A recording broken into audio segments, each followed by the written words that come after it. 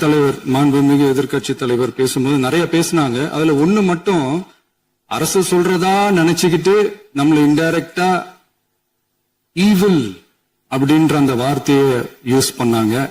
எனக்கு ஒன்னே ஒண்ணுதான் சொல்லணும்னு தோணுது. ஈவில்ஸ்னு டெவில்ஸ் பேசக்கூடாது.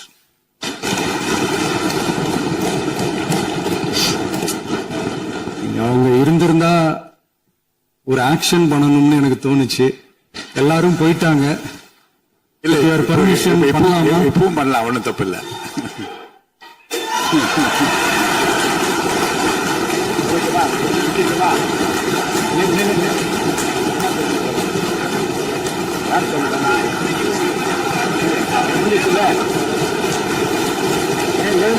சொல்லுமா